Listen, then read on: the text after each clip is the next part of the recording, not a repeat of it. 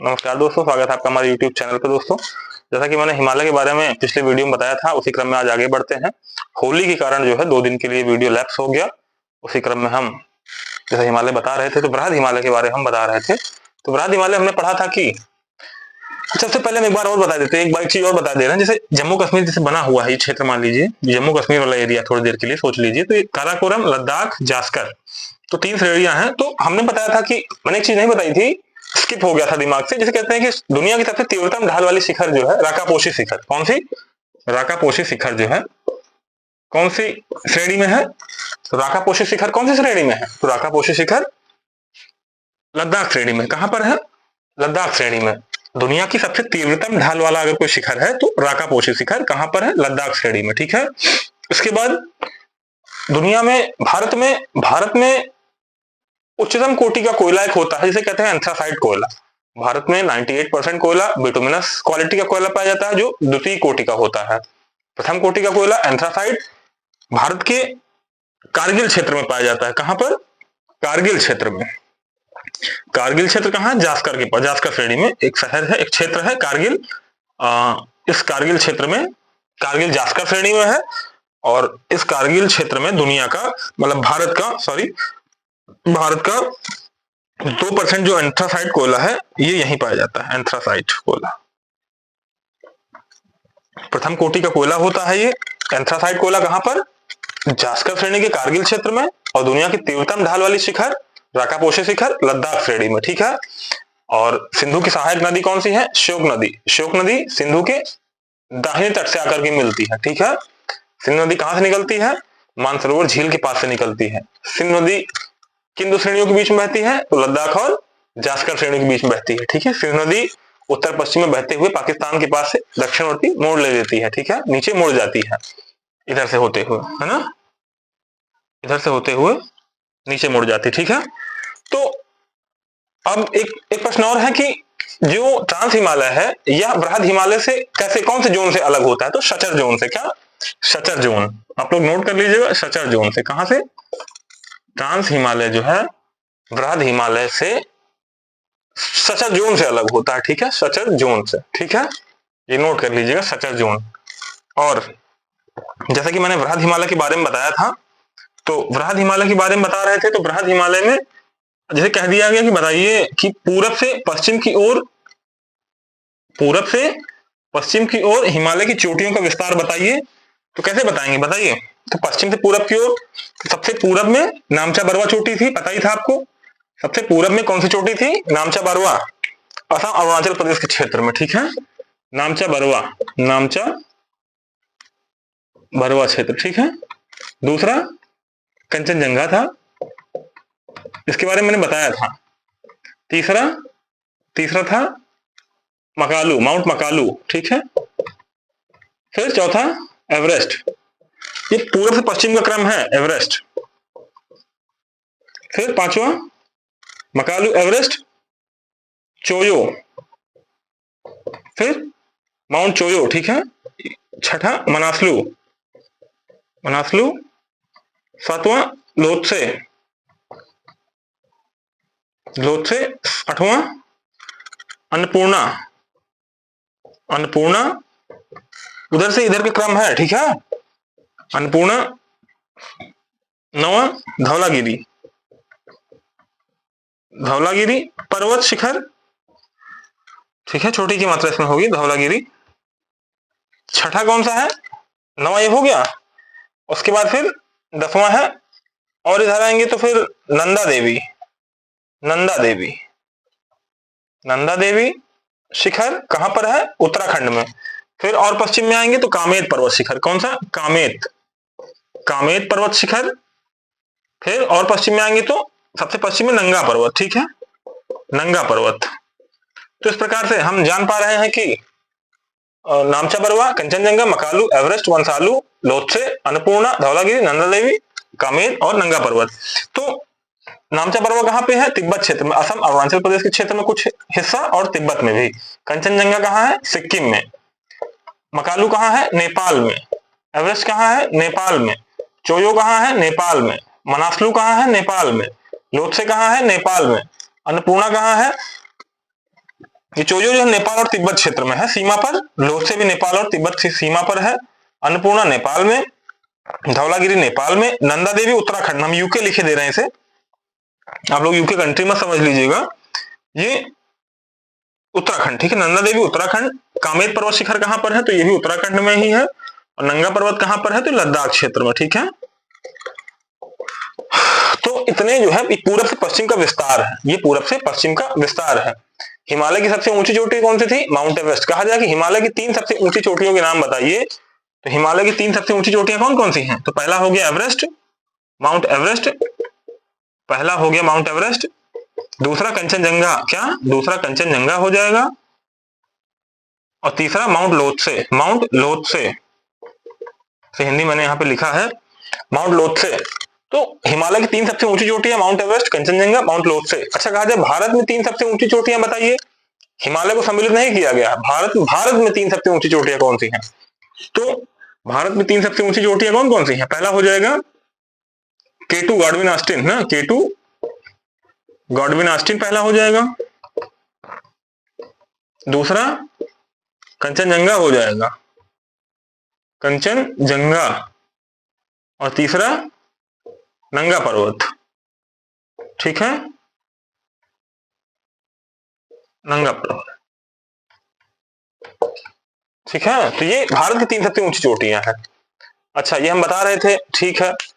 अब मैंने बताया था कि दुनिया की जितनी सभी ऊंची चोटियां हैं, जो दुनिया की सबसे ऊंची चोटियां हैं वह हिमालय में ही पाई जाती हैं, ठीक है। लगभग टॉप 10, अगर कहा जाए कि टॉप 10 ऊंची जो चोटियां हैं वह हिमालय क्षेत्र में ही पाई जाती हैं, ठीक है। हिमालय जो है वृहद हिमालय क्षेत्र में, वो वृहद हिमालय क्षेत्र में, वृहद हिमालय जैसे पश्चिमी हिमालय हो गया, इधर वाला पूर्ववर्ती हिमालय हो गया, पूर्व हिमालय, उत्तर पूर्व हिमालय, और ये मध्य हिमालय। तो मध्य हिमालय जो नेपाल क्षेत्र में है, दुनिया की शीर्ष जो सबसे शीर्ष जो ऊंची चोटियां हैं, ये मध्य हिमालय, मतलब कि वृहद मध्य हिमालय मीन्स नेपाल क्षेत्र में पाई जाती हैं। और हिमालय में जो सबसे ऊंची चोटी है माउंट एवरेस्ट, इसकी औसत ऊंचाई, इसकी ऊंचाई जो है 8848 मीटर है, 8848 मीटर। और गॉडविन ऑस्टिन की 8611 है, कितना, 8611, ठीक है, मीटर। ये तो हिमालय, ये जो है काराकोरम श्रेणी में है, ये हिमालय का भाग नहीं है, हिमालय का ना भाग होकर के ये ट्रांस हिमालय का भाग है, ठीक है। अच्छा, तो हम जान रहे हैं कि अच्छा हिमालय की चोटियों की औसत ऊंचाई कितनी है, तो 6100 मीटर। कितनी, एवरेज हाइट कितनी है, एवरेज हाइट कितनी है हिमालय चोटियों की औसत ऊंचाई 6100 मीटर है।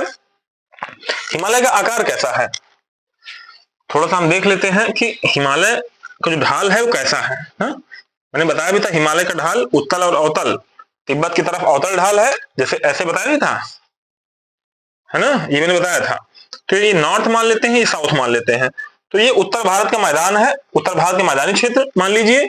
यहां से जब आप उत्तराखंड होकर के जाएंगे, जब ये तिब्बत क्षेत्र है, इसे कहते हैं अवतल ढाल। कौन सा, ये अवतल ढाल का क्षेत्र है। अवतल ढाल मतलब यहाँ मंद ढाल है, मंद ढाल का मतलब तिब्बत की ओर से हिमालय पर चढ़ना अपेक्षाकृत आसान है। किसके, दक्षिण की ओर से हिमालय पर चढ़ना, मतलब भारत की ओर से हिमालय पर चढ़ना कठिन है, जबकि तिब्बत की ओर से हिमालय चढ़ना आसान है, नॉर्थ लिखा हुआ, ठीक है। इधर चलना चढ़ना कठिन है, क्यों, क्योंकि सीधा खड़े ढाल, इधर से देखेंगे, इधर चढ़ेंगे तो हिमालय एकदम कगार नुमा बना हुआ है, ठीक है, कगार की भांति, दीवार की भांति। तो इधर से चढ़ पाना कठिन है और तिब्बत की ओर से हिमालय पर चढ़ पाना अपेक्षाकृत आसान है, ठीक है। ये बता दिया।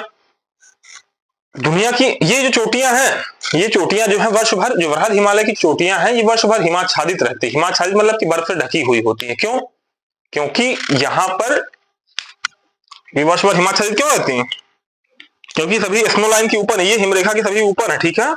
हिमरेखा क्या होती है, अच्छा वायुमंडल को जो तापमान, जो वायुमंडल की गर्मी होती है, वायुमंडल कैसे गर्म होता है, तो वायुमंडल हम जैसे जैसे ऊपर की ओर जाएंगे, आप देखेंगे कि वायुमंडल ठंडा होता चला जाता है।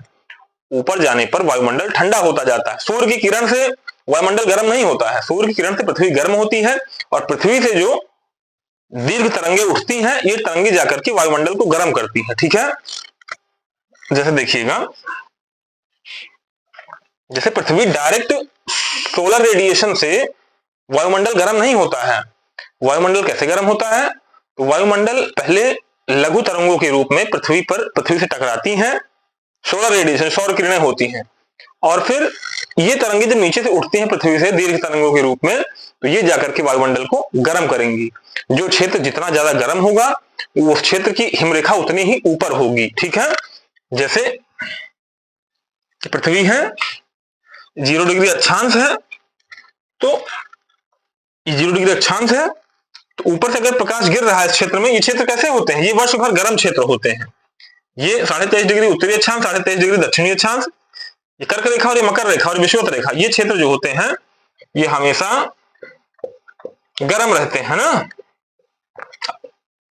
औसतन। ठीक है, तो यहाँ पे जो स्नो लाइन है, जो हिम रेखा है, यहाँ पे जो हिम रेखा होगी, हिम रेखा मतलब कि पहाड़ों पर 0 डिग्री को मिलाने वाली, पहाड़ों पर 0 डिग्री को मिलाने वाली रेखा को हम क्या कहते हैं, हिम रेखा कहते हैं। ठीक है, जैसे ये पर्वत है, इसको ये जो मिलाने वाली रेखा है ये 0 डिग्री कहलाएगी। पहाड़ों पे बर्फ को मिलाने वाली, पहाड़ों पर 0 डिग्री को मिलाने वाली रेखा क्या कहते हैं, स्नो लाइन कहते हैं। तो ये जो क्षेत्र है, यहाँ पर क्या होता है कि वर्ष भर सूर्य की किरणें बराबर पड़ रही हैं, विषुवत रेखा पे तो हमेशा पड़ा करती हैं। ठीक है, 12-12 घंटे।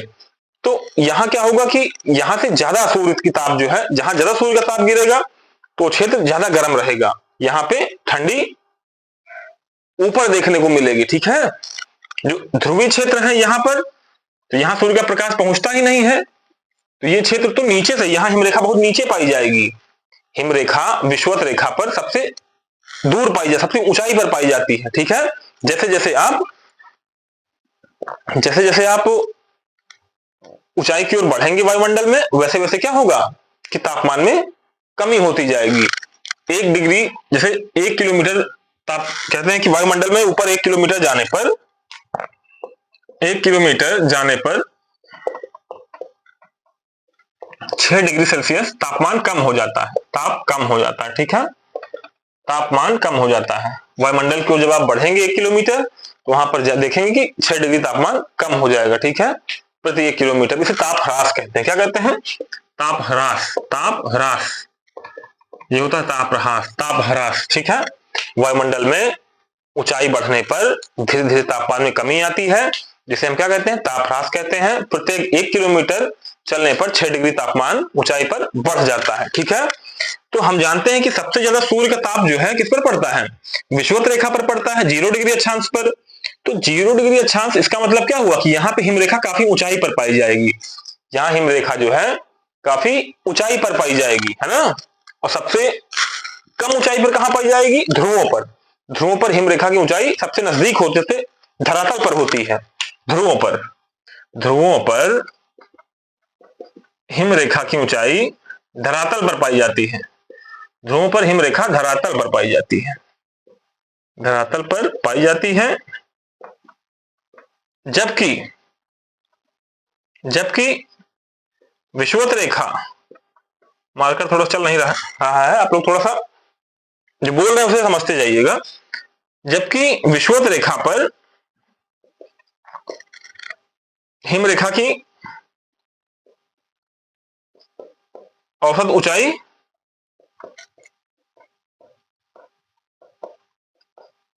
4500 मीटर से 5500 मीटर तक रहती है ना। विषुवत रेखा पर हिमरेखा की औसतन ऊंचाई, भाई जो क्षेत्र ज्यादा गर्म होगा वो क्षेत्र दूर तक वहां का वायुमंडल गर्म रहेगा, काफी लंबी ऊंचाई तक वहां का एरिया गर्म रहेगा। लेकिन जो क्षेत्र जिस क्षेत्र पर सूर्य का तापमान बहुत कम पड़ेगा वो क्षेत्र पर स्नो लाइन बहुत नीचे पाई जाएगी। ठीक है, वायुमंडल कैसे गर्म होता है, तो पृथ्वी के नीचे से जो धरातल से तरंगे उठती हैं, दीर्घ तरंगे, सोलर रेडिएशन वाली गर्म होकर के, उन्हीं से क्या होता है, उनसे ही हमारा वायुमंडल प्रभावित होता है। ठीक है, तो 4500 मीटर से 5500 मीटर की ऊंचाई पर हिमरेखा पाई जाती है। इसके ऊपर जब आप जाएंगे तो पाएंगे कि सब जो भी चीज होगी वह बर्फनुमा होगी। ठीक है, ठंडी होगी। जैसे जैसे ऊंचाई पे आप हिमालय पे चढ़ेंगे तो आप ठंडी महसूस करते हुए चलेंगे। ठीक है, अच्छा, हिमालय की औसत चोटियां 6100 मीटर है। मैंने बताया भी था अभी कहीं 6100 मीटर। तो इसका मतलब क्या हुआ कि अगर 4500, अच्छा हिमालय है कहां, तो हिमालय कहां पर है, ये थोड़ी देर के लिए मान लेते हैं कि ये मान लेते हैं कि ये कर्क रेखा है और ये मकर रेखा है। तो हिमालय कर्क रेखा जो है, हिमालय से कर्क रेखा भारत से तो होकर के गुजरती है, कर्क रेखा हिमालय से होकर भारत से तो होकर के गुजरती है ऐसे। तो इसका मतलब हिमालय यहीं कहीं होगा, मतलब कि कर्क रेखा के आसपास। भाई यहां से अगर गुजर रही है ना, यहीं से तो गुजरती है कहीं से, तो ये कर्क रेखा है, तो कर्क रेखा जो गुजरती है ये रेखा कर्क वाली ना, तो इसका मतलब हिमालय यहीं कहीं आसपास होगा। तो हिमालय की दूरी विषुवत से कोई बहुत ज्यादा दूरी नहीं है, तो विषुवत क्षेत्र के आसपास, ठीक है, उष्णकटिबंधीय क्षेत्र के आसपास होने के कारण यहां पर प्रकाश सूर्य का हमेशा सूर्य तक पड़ता रहता है, जिस कारण से यहाँ की हिम रेखा की ऊंचाई जो है 4400 मीटर, या हम कह सकते हैं कि 4800 मीटर, क्या यहाँ पे हिम रेखा की ऊंचाई जो है 4800 मीटर के आसपास होती है, ठीक है। तो हिम रेखा की ऊंचाई 4800 मीटर के आसपास का मतलब क्या हुआ कि 4800 मीटर से ऊपर जो भी चोटियां होंगी सभी क्या होंगी, बर्फ से ढकी हुई होंगी, क्या ये सभी बर्फ से ढकी हुई होंगी।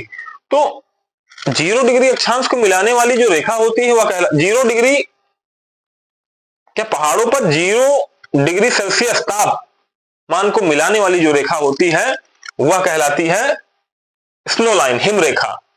तो बृहद हिमालय पर 4800 मीटर पर हिम रेखा पाई जाती है, जिस कारण से 4800 मीटर से ऊंची सभी चोटियां बर्फ से ढकी हुई होती हैं। 4800 मीटर से ऊपर सभी चोटियां जो होती हैं वह बर्फ से ढकी हुई होती हैं। तो इसमें हमने क्या देखा कि ज्यादातर चोटियां बर्फ से ढकी होने के कारण क्या होता है, इसे हम हिमाद्री हिमालय, हिम से ढकी होने का मतलब हिमाद्री हिमालय इसीलिए हम कहते हैं। हिमाद्री हिमालय क्यों कहते हैं, क्योंकि इसकी अधिकांश चोटियां हिमालय, इसकी जो अधिकांश चोटियां बर्फ से ढकी हुई होती हैं, ठीक है। ये हो गया, ये तापह्रास के बारे में आप लोग जान गए और स्नो लाइन हिम रेखा के बारे में जान गए। वहीं पे एक चीज और है, पूर्वी हिमालय पे वर्षा अधिक होती, पश्चिमी हिमालय में वर्षा कम होती है, लेकिन जेट स्ट्रीम जो ठंडी में चलती है उन्हीं कारण यहाँ पे वर्षा हो जाती है, अदरवाइज पश्चिमी हिमालय में इतनी वर्षा नहीं होती है जितनी पूर्वी हिमालय में वर्षा होती है। तो वहां पे क्या होता है कि ठंडा बना रहता है माहौल, वहां का तापमान जो होता है ठंडा बना रहता है, जिसलिए यहाँ की हिमरेखा की ऊंचाई जो है अपेक्षाकृत थोड़ा सा पश्चिमी हिमालय की अपेक्षाकृत कम होता है, ठीक है। यहाँ पे 4400 मीटर पे ही हिमरेखा पाई जाती है पूर्वी हिमालय में, ठीक है। तो इस वजह से थोड़ा सा ध्यान दीजिएगा कि पूर्वी हिमालय में वर्षा अधिक होने के कारण क्या होता है कि 4400 मीटर पर ही यहाँ हिमरेखा पाई जाती है। मार्कर मेरा नहीं चल रहा है, इसके लिए क्षमा करें। तो ये हो गया पूर्वी हिमालय, ये पश्चिमी हिमालय। अच्छा, पश्चिमी हिमालय में मैंने बताया था कि 2 पर्वत श्रेणियों के बीच में घाटियां भी पाई जाती हैं। पश्चिमी हिमालय में दो पर्वत श्रेणियों के मध्य घाटियां भी पाई जाती हैं, जबकि पूर्वी हिमालय में घाटियां नहीं पाई जाती हैं। क्यों? क्योंकि पूर्वी हिमालय आपस में एकदम सट गया है। पूर्वी हिमालय जो है अधिक दबाव के चलते उत्तर पूर्व की ओर, प्रायद्वीपीय भारत जो था, ये इंडियन प्लेट का बहाव उत्तर पूर्व की ओर ज्यादा था, इसलिए पूर्वी भाग पर प्रेशर ज्यादा पड़ने के कारण तीनों श्रेणियां आपस में मिल गई, जिस कारण से यहाँ पे घाटियां नहीं पाई जाती हैं। जबकि पश्चिमी हिमालय में अंतर पर्वतीय घाटियां पाई जाती हैं। घाटियां का मतलब क्या होता है कि 2 पर्वत श्रेणियों के बीच में समतल सपाट जो मैदान होते हैं वे घाटियां कहलाते हैं। जैसे यहाँ पे कश्मीर घाटी, यहाँ पे काठमांडू घाटी, ठीक है। तो ये घाटियां हैं, कश्मीर घाटी बहुत बड़ी घाटी है, ठीक है। अच्छा, तो ये हो गया लद्दाख। ये हमने बताया किसके बारे में, तापह्रास के बारे में बताया, और किस प्रकार से स्नो लाइन वगैरह है इसके बारे में बताया। अब हम थोड़ा सा देखते हैं कि लघु हिमालय के बारे में देखते हैं। लघु हिमालय के बारे में थोड़ा सा देख लेते हैं, इसे इरेज कर दिया जाए। लघु हिमालय के बारे में थोड़ा सा देखते हैं। बृहद हिमालय के बारे में तो देख लिया है, और मेन सेंट्रल थ्रस्ट किसे कहते हैं बताइए, मेन सेंट्रल थ्रस्ट बताइए। इसे हम कहते हैं, जैसे लघु हिमालय को हम, चल ही नहीं रहा है, लघु हिमालय को हम मध्य हिमालय भी कहते हैं, मध्य हिमालय भी कहते हैं, या इसे हम हिमांचल हिमालय भी कहते हैं। इसको हम हिमांचल हिमालय भी कहते हैं। ठीक है, लघु हिमालय को मध्य हिमालय भी कहते हैं, हिमांचल हिमालय भी कहते हैं। तो लघु हिमालय की क्या विशेषता है? तो लघु हिमालय जिस प्रकार से, लघु हिमालय का विस्तार जो है बृहद हिमालय के ठीक समानांतर पश्चिम से पूरब की ओर इसका विस्तार है। लघु हिमालय के ठीक समानांतर, लघु हिमालय पश्चिमी हिमालय के ठीक समानांतर, लघु हिमालय बृहद हिमालय के ठीक समानांतर पूरब की ओर इसका विस्तार है, और पूर्व की ओर जाकर के यह भी श्रेणी बृहद हिमालय से बिल्कुल सट जाती है। ठीक है, तो जिस प्रकार से पश्चिमी हिमालय में, जिस प्रकार से बृहद हिमालय में हमने देखा था कि जो बृहद हिमालय था यह निरंतर क्रमवार पश्चिम से पूर्व की ओर इसका विस्तार था, तो लेकिन जो लघु हिमालय है इसका विस्तार निरंतर व क्रमवार ना होकर के टुकड़ों में है, मतलब कि भागों में विभाजित है, छोटे छोटे भागों में श्रेणियां इसकी विभाजित हैं। ठीक है, छोटे छोटे भागों में, जिस प्रकार से देख पा रहे हैं आप, नीली लाइन बनी हुई है, क्रमवार इसका विस्तार था, उसी प्रकार से इसका क्रमवार विस्तार ना होकर के इसका श्रेणियों में, छोटी छोटी श्रेणियों में इसका विभाजन है। तो सबसे पश्चिमी जो श्रेणी है ये कहलाती है पीर पंजाल श्रेणी। क्या? पीर पंजाल श्रेणी। उसके बाद जो ये श्रेणी है ये कहलाती है धौलाधार। क्या? धौलाधार श्रेणी। फिर धौलाधार श्रेणी यह, अच्छा पीर पंजाल के बारे में थोड़ा सा हम देख लेते हैं। पीर पंजाल श्रेणी है, पीर पंजाल श्रेणी, तो पीर पंजाल श्रेणी जो सबसे लघु हिमालय की सबसे पश्चिमी श्रेणी है पीर पंजाल, और पीर पंजाल श्रेणी पे जो है इस पे दो दर्रे भी हैं। इस श्रेणी में क्या होता है, दो दर्रे भी हैं। उस दर्रे का नाम है, पहला हो जाएगा, जैसे ये क्षेत्र है, ये पीर पंजाल श्रेणी है, तो पीर पंजाल श्रेणी में हम मान लेते हैं कि पीर पंजाल श्रेणी के उत्तर में है श्रीनगर, और यहाँ पे क्या है, जम्मू। क्या है?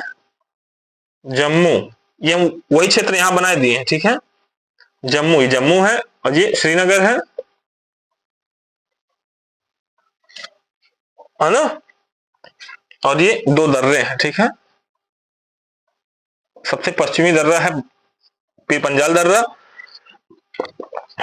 पीर पंजाल दर्रा, और सबसे पूर्वी दर्रा है इसका जम्मू कश्मीर में बनिहाल दर्रा। क्या? बनिहाल दर्रा, है ना। तो अच्छा, तो जब भी हमें जाना होगा, कहां जाना होगा, जब भी हम यात्रा करने जाते हैं श्रीनगर, आपको पता होगा, तो श्रीनगर जब हम यात्रा करने जाते हैं, जब भी हमें जम्मू से श्रीनगर जाना होता है तो हमारी ट्रेन पहले जाती है कहां, जम्मू से कटरा उतरती है। जम्मू के दक्षिण में, जम्मू के उत्तर में एक छोटा सा स्टेशन है कटरा, जम्मू के पास, तो कटरा ट्रेन उतर, जब भी हम जम्मू दर्शन करने जाएंगे तो कटरा ट्रेन हमें कटरा उतारती है। कटरा से फिर हम जो है पैदल पग यात्रा करते हैं माता वैष्णो दर्शन जाने के लिए। फिलहाल जम्मू से हम श्रीनगर जाने के लिए भी हमें बनिहाल दर्रे से होकर के गुजरना पड़ता है। ठीक है, बनिहाल दर्रा जो है, बनिहाल दर्रा जम्मू को श्रीनगर से जोड़ता है। बनिहाल दर्रे के पास ही एक सुरंग, उसे कहते हैं जवाहर सुरंग। कौन सी? जवाहर सुरंग। जवाहर सुरंग ये कहां पर है? बनिहाल दर्रे में ही एक सुरंग है जिसे कहते हैं जवाहर सुरंग। NH-44 हाईवे, ये जो हाईवे है जम्मू से श्रीनगर जाने वाला जो हाईवे है ये NH-44 है, ये जवाहर सुरंग बनिहाल दर्रे से होकर के ही गुजरता है। ठीक है, तो ये पूर्वी दर्रा जिसे बनिहाल दर्रा कहते हैं। ठीक है, जम्मू से श्रीनगर जाने के लिए क्या, बनिहाल दर्रे से हमें होकर के ही गुजरना पड़ेगा। ठीक है, ये हम पीर पंजाल श्रेणी के बारे में बता रहे हैं। ठीक है, पीर पंजाल श्रेणी जो है दो नदियों के बीच में बसा हुआ है, एक तो झेलम, दूसरा व्यास। पीर पंजाल श्रेणी दो नदियों के बीच में बसा हुआ है, एक तो झेलम हो गई और एक व्यास नदी। झेलम और व्यास नदी के बीच में इसका विस्तार है, झेलम और व्यास नदी के बीच में इसका विस्तार है। और पीर पंजाल श्रेणी के उत्तर में कश्मीर घाटी है, कश्मीर घाटी पीर पंजाल श्रेणी के उत्तर में, और पीर पंजाल श्रेणी के दक्षिण में क्या है, जम्मू डिवीजन। क्या, जम्मू डिवीजन। यहां जम्मू चाहे लिख ले चाहे जम्मू डिवीजन लिख दें आप, ठीक है। तो घाटी का मतलब क्या होता है, समतल सपाट मैदान, है ना, मैंने बताया भी था। तो ये जम्मू हो गया, है ना। अब जम्मू ये हो गया। अब हम देखते हैं कि इसका विस्तार ऐसे हो गया। अब धौलाधार थोड़ा सा देख लेते हैं, एक सेकंड के लिए थोड़ा सा समय दें।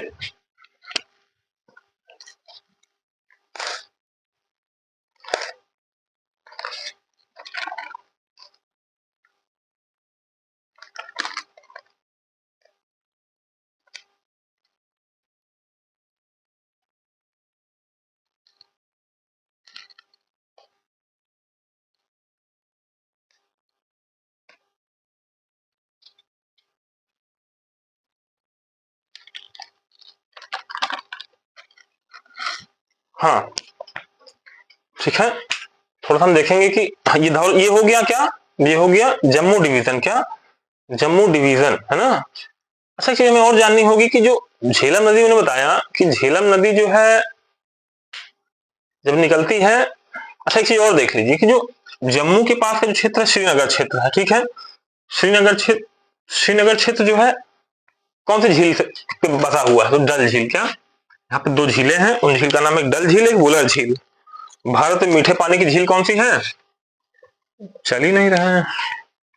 भारत में जो मीठे पानी की झील है वह वुलर झील है,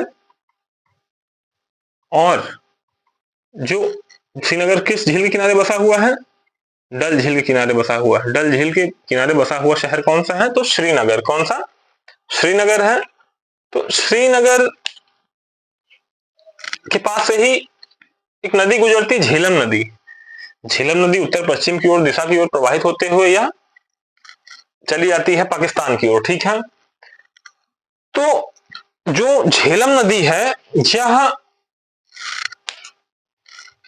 बल खाते हुए चलती है, मतलब विसर्पण करते हुए, ठीक है, विसर्पण करते हुए श्रीनगर क्षेत्र में बहते हुए ऐसे ऐसे आते हुए फिर ये भारत पाकिस्तान के साथ सीमा बनाते हुए चलती है ना, दक्षिण की ओर मुड़ करके। तो ऐसी कौन सी नदी है जो भारत पाकिस्तान की सीमा के साथ साथ बहती है, तो झेलम नदी। कौन सी, झेलम नदी जो है भारत पाकिस्तान की सीमा के साथ साथ बहती है, और ये विसर्पण करने वाली नदी है। विसर्पण का मतलब क्या होता है, ये एक नमूना है। प्रायः जो विसर्पण करने वाली नदियां होती हैं मैदानी भाग में पाई जाती हैं। मैदानी भाग का मतलब जो वहां ढाल नहीं होती है, ठीक है। जहां ढाल होती है वहां नदियां तीव्र वेग से नीचे की ओर बहती हैं, अपना अवसाद, गाद, मलबा, चट्टान, कंकड़, पत्थर, बालू, रेत जो ले जाती हैं सीधे नीचे की ओर ले जाती हैं। लेकिन ये नदी, अच्छा मैंने बताया था एक चीज और, मैंने बताया था कि जो नदियां होती, जो शिखर हैं, इनके बीच में घाट ऐसे, जैसे ये है ऐसे, ठीक है, ये मैंने बताया था। मतलब कि दो पर्वत श्रेणियों के बीच में क्या है, समतल सपाट घाटियां पाई जाती हैं। ये घाटियां है, ये घाटी। तो इस घाटी में नदी बहती है, ठीक है, इसमें बहती कश्मीर घाटी में, कश्मीर घाटी में तो बहती है ये नदी। तो इसके लिए ये क्षेत्र जो है, जो घाटी वाला क्षेत्र मिल गया, ये समतल सपाट मैदानी क्षेत्र हो गया। इस वजह से ये विसर्पण करने लगती है। जैसे गंगा नदी आप ले लीजिए, तो गंगा नदी जब निकलती है गंगोत्री से, तो अपने साथ अवसाद, गाद, मिट्टी, रेत, चट्टान, बालू, कंकड़, पत्थर लेकर के तीव्र ढाल से निकलती है, खूब तेजी से चट्टानों को काटते हुए निकलती है। तो उस समय वो विसर्पण नहीं करती। विसर्पण कब करती गंगा नदी, विसर्पण तब करती है जब यह मैदानी भाग में प्रवेश करती है। मैदानी भाग मतलब जब हरिद्वार में आती है तो फिर इसका वेग कम पड़ जाता है। नदी का वेग, ढाल तो है नहीं, जब ढाल नहीं है तो वेग कम पड़ जाएगा, समतल सपाट क्षेत्र में सीधे चलेगी। तो अपने साथ जो मिट्टी, अवसाद, बालू, गाद जो लेकर आती है, ये जमा करते हुए जाती है। तो जब इकट्ठा हो जाता है अवसाद, गाद, बालू, मिट्टी, चट्टान, तो बार बार पानी जाकर के उसमें टकराता है, तो सीधे न जाकर के तो घूम जाती नदी, नदी घूम जाती है। फिर क्या करती है, जैसे नदी है ये जैसे आ रही है ऊपर से, तो ये नॉर्मली चल रही है, समतल सपाट मैदान का मान लीजिए क्षेत्र है ऐसे। तो यहाँ पे क्या किया, यहाँ पे अवसाद, बालू, रेत, मिट्टी, चट्टान, गाद सब लेके जमा कर दी। अब जब पानी इधर से आएगा तो ये तो अवरोधक के रूप में बनेगा ना, तो अपनी दिशा इधर की ओर बदलेगी। तो फिर इधर जमा की कुछ दिन ला करके, फिर कुछ दिन बाद देखा कि फिर इधर इधर ये अवरोधक बन गया, मिट्टी, खाद, बालू, चट्टान, रेत, फिर इधर जमा की। तो मतलब ऐसे ऐसे ये विसर्पण करने वाली नदी है। सबसे ज्यादा विसर्पण गंगा करती है जब ये डेल्टा बनाने लगती है, तो वहां इसकी रफ्तार एकदम मंद हो जाती है, एकदम धीमी धीमी रफ्तार हो जाती है, जिस कारण से यह कई वितरिकाओं में बढ़ जाती है, ठीक है, अपना रास्ता एकदम विसर्पित होने लगती है डेल्टा क्षेत्र में। तो जम्मू कश्मीर क्षेत्र में एकमात्र ऐसी नदी जो विसर्पण करती है तो वह है झेलम नदी, और भारत पाकिस्तान की सीमा के साथ साथ बहती है, ठीक है। अच्छा, इसके बाद हम देखते हैं धौलाधार श्रेणी। कौन सी? धौलाधार श्रेणी। धौलाधार श्रेणी क्या होती है देखेंगे जरा।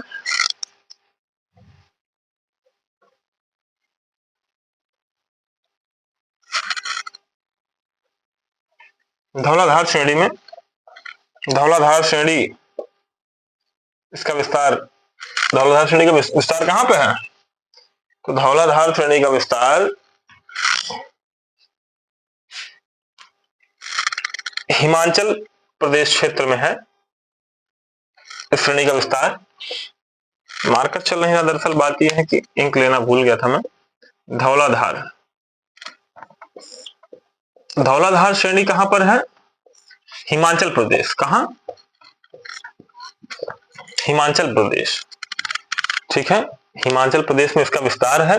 अच्छा, मैंने एक चीज और नहीं बताई कि जो लघु हिमालय होता है, लघु हिमालय पे जो जब सर्दी के महीने आते हैं, दिसंबर, जनवरी, फरवरी के जो महीने आते हैं, इनमें जो है ठंडी के महीने में इनके जो शिखर होते हैं, इनकी जो चोटियां होती हैं, यह हिमाच्छादित हो जाती है, हिम से ढक जाती है। लेकिन जैसे ही गर्मी आती है, इनके ग्लेशियर्स क्या होते हैं, इनकी जो बर्फें होती हैं ये पिघल जाती हैं।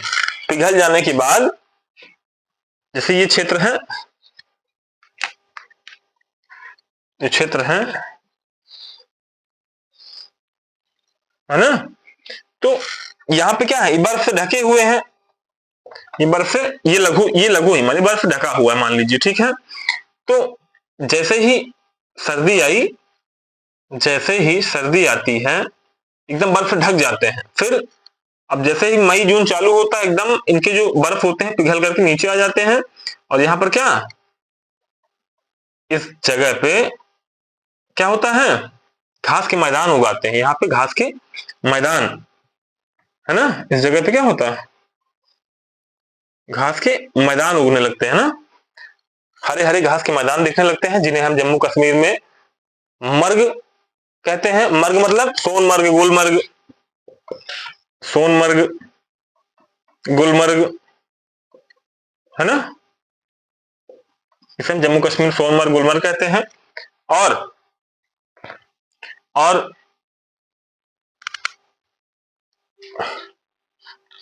ये गुलमर्ग और सोनमर्ग हो गया, है ना। अब थोड़ा सा देखेंगे, हमने बता रहे थे धौलाधार के बारे में। धौलाधार श्रेणी हिमाचल प्रदेश में है ना। तो हिमाचल प्रदेश की राजधानी शिमला, शिमला जो है हिमाचल प्रदेश की राजधानी क्या है, शिमला। शिमला धौलाधार श्रेणी पर ही बसा हुआ है। शिमला जो क्षेत्र है धौलाधार श्रेणी पर ही बसा हुआ है। हिमाचल प्रदेश की राजधानी क्या है, शिमला। शिमला कहां पर बसा हुआ है, तो धौलाधार श्रेणी पे। शिमला धौलाधार श्रेणी पर बसा हुआ एक शहर है। और जो धौलाधार श्रेणी हो गया हिमाचल प्रदेश, ठीक है। अब इसके बाद एक शिखर है, इसके बाद एक पर्वत श्रेणी है, ये वाली, ये हम नागटीबा कहते हैं। इसे उत्तराखंड में हम क्या कहते हैं, नागटीबा। नागटीबा व मसूरी, मसूरी श्रेणी। पहली हो गई पीर पंजाल, फिर होगी धौलाधार, फिर उत्तराखंड में एक क्षेत्र है, इसे हम कहेंगे उत्तराखंड और नेपाल में, सॉरी उत्तराखंड में नागटीबा व मसूरी श्रेणी। उत्तराखंड में नागटीबा, यहां लिख लीजिएगा उत्तराखंड में, उत्तराखंड में नागटीबा और मसूरी श्रेणी। उसके बाद नेपाल में एक श्रेणी है, उसे कहते हैं महाभारत श्रेणी। क्या, महाभारत श्रेणी, ये लघु हिमालय की है, ठीक है। लघु हिमालय की ही एक श्रेणी से कहते हैं महाभारत श्रेणी। क्या? तो जो खूबसूरत शहर हैं, जो खूबसूरत क्षेत्र हैं, जैसे धौलाधार श्रेणी पे दो घाटियां हैं, एक कांगड़ा घाटी, कांगड़ा घाटी, और एक कुल्लू घाटी, कुल्लू घाटी। तो कुल्लू घाटी से होकर के रावी नदी प्रवाहित होती है, हिमाचल प्रदेश। ठीक है, कुल्लू घाटी से होकर के रोहतांग दर्रे से निकल करके रावी नदी कहां से निकलती है? रोहतांग दर्रे से, हिमाचल प्रदेश। तो कुल्लू घाटी से रावी नदी प्रवाहित होती है कुल्लू घाटी होते हुए। और कांगड़ा घाटी का सबसे खूबसूरत क्षेत्र है धर्मशाला। धर्मशाला एक स्थल है, बहुत ही खूबसूरत। ठीक है, बहुत ही खूबसूरत क्षेत्र है धर्मशाला, ये कांगड़ा घाटी क्षेत्र में पड़ता है। ठीक है, और कांगड़ा घाटी क्षेत्र हो गया, धर्मशाला हो गया। अब इसे हम, अच्छा मैंने एक चीज और नहीं बताई थी, याद आ गया। जो हिमालय क्षेत्र है, Himalaya, mount Everest, mount Everest को हम तिब्बत में चोमोलुंगमा कहते हैं। क्या कहते हैं? चोमोलुंगमा। थोड़ा आप लोग नोट कर लीजिएगा। माउंट एवरेस्ट को नेपाल में, पहले देखिए तिब्बत में क्या कहते हैं? तिब्बत चल ही नहीं रहा, बात ये है ना, तिब्बत में चोमोलुंगमा कहते हैं। क्या?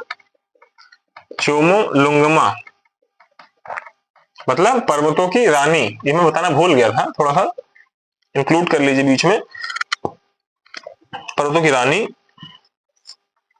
और नेपाल में से क्या कहते हैं? सागर माथा कहते हैं। क्या कहते हैं नेपाल में? सागर माथा। क्या? माउंट एवरेस्ट को नेपाल में सागर माथा कहते हैं, और तिब्बत में चोमोलुंगमा, जिसे हम पर्वतों की रानी कहते हैं। ठीक है, धौलाधार का मतलब होता है सफेद पर्वत। धौलाधार का मतलब क्या होता है? सफेद पर्वत। इसके बाद हम देखेंगे कि जो ब्रिटिशर्स थे, जो भारत में जब अंग्रेज आए थे, तो उन्होंने क्या किया कि अधिकांश क्षेत्र जो है भाई, पूरे भारत में उनके लायक रहने के लिए, भाई यहाँ की जो हवा है, यहाँ की जो जलवायु है, बहुत ही स्वास्थ्यवर्धक जलवायु है हिमाचल प्रदेश के आसपास के क्षेत्र की, उनके लिए। क्यों? क्योंकि वो लोग ठंडे प्रदेश से थे, उनको ऐसा क्षेत्र चाहिए था जहां पे ठंडी हो। तो इन्होंने, ये हिमाचल में बसे, ये हिमाचल प्रदेश में बसे, तो इन्होंने शिमला शहर को बसाया। ठीक है, शिमला को बसाया। वहीं पे चर्च रोड है, चर्च रोड अंग्रेजों ने ही बसाया। माल रोड अंग्रेजों ने ही बसाया। और फिर चर्च रोड, शिमला हो गया, चर्च रोड हो गया, माल रोड हो गया, फिर डलहौजी शहर हो गया। कौन सा? इसे हिंदी में लिख लीजिए, डलहौजी, यहां लिख लीजिए डलहौजी शहर। डलहौजी शहर हो गया, शिमला, चर्च रोड, माल रोड, डलहौजी। और फिर मसूरी में हो गया, ये उत्तराखंड मसूरी, उत्तराखंड में जो मसूरी हो गया, चकराता, चकराता, मसूरी, और रानीखेत, नैनीताल, रानीखेत, नैनीताल, ये उनके द्वारा नामकरण हुआ है इनका। ठीक है, नैनीताल। तो भारत में लंदन बनाने के लिए आए थे। ठीक है, इसको जो है लंदन के रूप में विकसित कर रहे थे, इनके निवास स्थल के रूप में अपने बना रहे थे, अपनी सुविधाजनक दृष्टि से, कि वहां पे वो सरवाइव कर सके। ठीक है, शिमला शहर, चर्च रोड, माल रोड, डलहौजी नगर शिमला के हैं, और ये मसूरी, चकराता, रानीखेत, नैनीताल, ये उत्तराखंड के क्षेत्र हैं जहां पर अंग्रेजों ने इनका नामकरण किया।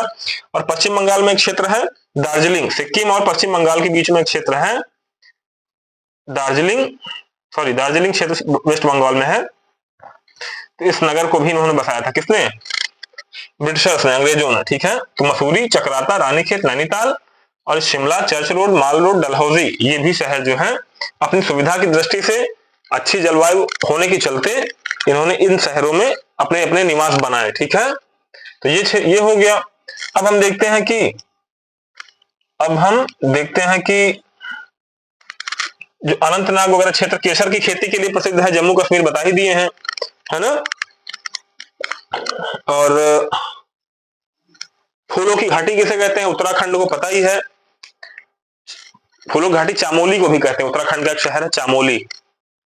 ठीक है, और उत्तराखंड उत्तर प्रदेश से 9 नवंबर 2000 में अलग हुआ था, ये भी जान लीजिए आज 9 नवंबर 2000 को उत्तराखंड उत्तर प्रदेश से अलग हुआ था। ठीक है, अब जैसे अनंतनाग, बारामूला, है ना, ये क्षेत्र हैं, ये सब कहाँ है? जम्मू कश्मीर में, है ना।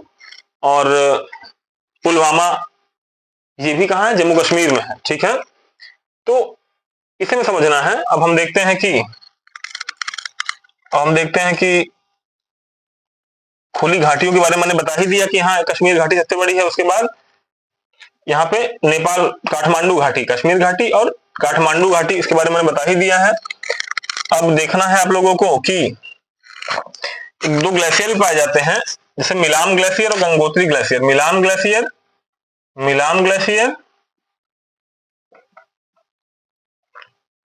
और गंगोत्री ग्लेशियर, ये लघु हिमालय क्षेत्र के ही हैं। इन ग्लेशियर भाई, इन ग्लेशियरों का विस्तार जो है 10 से 30 सेंटीमीटर पर डे होता है। ठीक है, इन ग्लेशियरों ने क्या किया है कि अपने साथ चट्टानों को बहा करके हिमालय के क्षेत्र को काट भी दिया है, अपरदित भी कर दिया है ग्लेशियर। ठीक है, ग्लेशियर जो है मिलाम और कौन से, गंगोत्री। ठीक है, जेमू ग्लेशियर कहाँ, आप लोग कमेंट बॉक्स में जरूर बताइएगा। और ग्लेशियर के बारे में थोड़ा सा हो गया। और इन्होंने क्या किया कि अपने साथ क्या किया, इन्होंने चट्टानों को काट दिया, इन्होंने हिमालय जो क्षेत्र था उनको काटने का भी काम किया, अपरदित कर दिया है। ठीक है, तो हमने पढ़ा कि लघु हिमालय में पीर पंजाल, धौलाधार, नागटीबा और मसूरी श्रेणी, फिर उसके बाद नेपाल में महाभारत श्रेणी। ठीक है, तो इसके बारे में मैंने बताया कि दो झील है यहाँ पे। अच्छा, एक चीज और है, तो एक चीज और कहते हैं कि जैसे ये क्षेत्र है, ये मान लीजिए कि कोई श्रेणी है, जैसे ये मान लेते हैं, जैसे हम मानते हैं कि ये क्षेत्र है, पहले ऐसे नदी रही होगी, जैसे ये ऐसे श्रेणी रही होगी, है ना। तो ये जो क्षेत्र है, ये समतल सपाट घाटी तो है, ये समतल सपाट घाटी है। तो इन क्षेत्रों में क्या हुआ कि पहले, आज के बहुत वर्ष पहले, ये क्षेत्र एक बड़ी झील के रूप में था। ये क्षेत्र जो है बहुत ही बड़ी झील के रूप में था। और जो इस श्रेणी से नदी बहने वाली नदियों ने और इधर से बहने वाली नदियों ने क्या किया, अपने साथ मलबा, अवसाद, गाद, मिट्टी, चट्टान, रेत, बालू ला करके इस क्षेत्र को भर दिया, इस क्षेत्र को भर दिया, जिससे भाग कैसा हो गया, मैदानी हो गया, जिससे ये क्षेत्र कैसा हो गया, मैदानी हो गया। और इस झील का जो पानी अवशेष बचा, वही आज डल झील और वुलर झील के रूप में हमें देखने को मिलता है श्रीनगर के आसपास क्षेत्र में। ठीक है, बहुत समय पहले क्षेत्र कैसा रहा होगा, पूरी तरीके से झील से बना हुआ था। ठीक है, नदियों ने अपने साथ क्या क्या लाए बता ही दिया, अवसाद, गाद, बालू, मिट्टी, रेत, चट्टान, जिससे कि इन क्षेत्रों को अपने इनसे भर दिया, जिस कारण से क्षेत्र क्या हो गया, समतल सपाट मैदानी क्षेत्र हो गया। जो हाल बांग्लादेश का है, बांग्लादेश का क्या हाल है कि अरुणाचल प्रदेश से निकलने वाली जो नदी है उसे हम कहते हैं कौन सी, सांगपो नदी, जो सम्मिलित रूप से ब्रह्मपुत्र कही जाती है। यहाँ इसका नाम सांगपो है, चेमायुंगडुंग ग्लेशियर से जब निकलती है और इधर से हिमालय के समानांतर बहते हुए असम अरुणाचल प्रदेश से इंटर करती है भारत में। और फिर यहाँ इसे कहते हैं क्या, इसे हम कहते हैं दिहांग नदी। कौन सी, दिहांग नदी कहते हैं। और फिर आकर के बांग्लादेश में इसने अपने साथ ये इधर से और इधर से गंगा नदी, अवसाद, बालू, रेत, मिट्टी, चट्टान, गाद ला करके इसने अपने इस क्षेत्र में समाहित किया, डाला, इकट्ठा किया, जिससे क्षेत्र क्या हो गया, ये समतल सपाट मैदान बन गया बांग्लादेश। वैसे बांग्लादेश को हम क्या कहते हैं, बांग्लादेश को हम नहरों का देश भी कहते हैं, बांग्लादेश को हम नहरों का, नदियों का देश कहते हैं। ठीक है, और नहरों का देश किसे कहते हैं ये आप लोगों को बताना है। ठीक है, बांग्लादेश समतल सपाट मैदान है, समतल सपाट मैदानी क्षेत्र है, इसकी राजधानी ढाका है, इसकी राजधानी ढाका है। अच्छा, इसके बारे में हो गया। और ठीक है, अब हम देखेंगे कि राकापोशी शिखर हो गया। हाँ,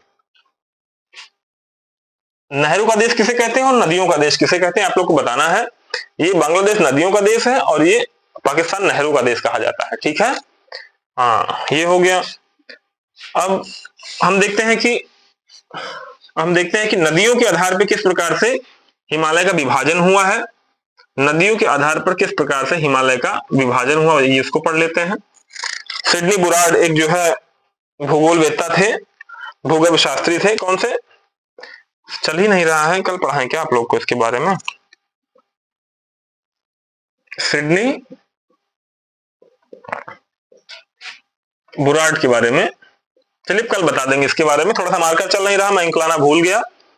और बाकी जो जानकारी हो आप लोग को, अगर मन में कोई क्वेरी, कोई प्रश्न उठ रहा हो तो कमेंट बॉक्स में जरूर अंकित कर दीजिएगा। मैं उसके कमेंट बॉक्स में डेली पढ़ता हूँ, ठीक है, उत्तर देने के लिए तैयार हूँ। और थोड़ा सा अगर अच्छा लगे तो लाइक, शेयर और सब्सक्राइब जरूर कर दीजिएगा, ताकि मैं भी कुछ देख सकूं। और कल के विषय में मैं लेकर के आऊंगा कि पूर्वोत्तर हिमालय के बारे में, और किस प्रकार से सिडनी बुराड एक भूगोल शास्त्री थे, उन्होंने किस प्रकार से नदियों को विभाजन किया। जैसे कि यहाँ सिंधु नदी बहती है ना, और यहाँ पे सतलज नदी निकलती है। तो सिंधु और सतलज के बीच में जो हिमालय से, कश्मीर हिमालय, पंजाब हिमालय इन्होंने कहा।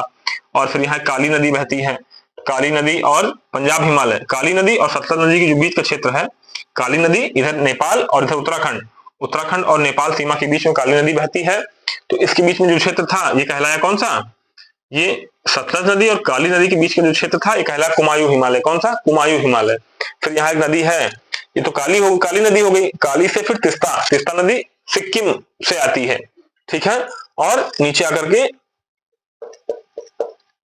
बे ऑफ बंगाल की ओर जाती है, ठीक है, ब्रह्मपुत्र मिलती, सॉरी, तो ब्रह्मपुत्र की सहायक नदी है। तो ये जो काली नदी और जो सिक्किम में तिस्ता नदी है, तो काली नदी और तिस्ता नदी के बीच में कौन सा हिमालय है, तो नेपाल हिमालय हो जाएगा। कौन सा, नेपाल हिमालय हो जाएगा। और फिर तिस्ता नदी से लेकर के दिहंग नदी, असम अरुणाचल में जो नदी बहती है दिहंग नदी, इन नदियों के बीच का क्षेत्र कौन सा हिमालय कहलाएगा, तो ये दिहंग हिमालय कहलाएगा। कौन सा, और ये असम हिमालय, ठीक है। तो 4 भागों में विभाजित किया गया है। पहला सिंधु नदी क्षेत्र जान ही रहे, बता ही चुके हैं। दूसरा सतलज नदी, तो सिंधु नदी भाई कश्मीर हिमालय किन दो नदियों के बीच में स्थित है, बताइए, प्रश्न ऐसे ही आ जाएगा। तो हमें पता होना चाहिए कश्मीर हिमालय, पंजाब हिमालय, सिंधु नदी और सतलज नदी के बीच में अवस्थित है, ठीक है। कौन सा हिमालय, कश्मीर हिमालय या पंजाब हिमालय। दूसरा कौन सा है, तो दूसरा जो है दूसरा कौन सा है, तो दूसरा है यहाँ सतलज नदी बह रही है और यहाँ पे काली नदी उत्तराखंड और नेपाल की सीमा में काली नदी बह रही है। तो इन दोनों के बीच का जो क्षेत्र होगा कुमायूं हिमालय कहलाएगा। कौन सा, कुमायूं हिमालय कहलाएगा। और काली नदी से लेकर तिस्ता नदी सिक्किम में, तो काली नदी और तिस्ता नदी के बीच का जो हिमालयी क्षेत्र कहलाएगा नेपाल हिमालय। कौन सा, नेपाल हिमालय। और तिस्ता नदी से लेकर के अरुणाचल प्रदेश तक, जहां से ब्रह्मपुत्र नदी मुड़ रही है, भारत के लिए एंट्री कर रही है, तो यहां तक के बीच का क्षेत्र क्या कहलाएगा, असम हिमालय। क्या, असम हिमालय। तो इनके बारे में जो भी शेष जानकारी रहेगी मैं कल आप लोग को दूंगा, ठीक है।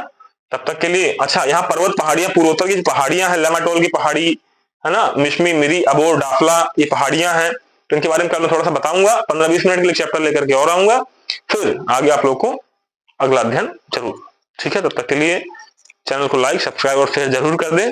धन्यवाद।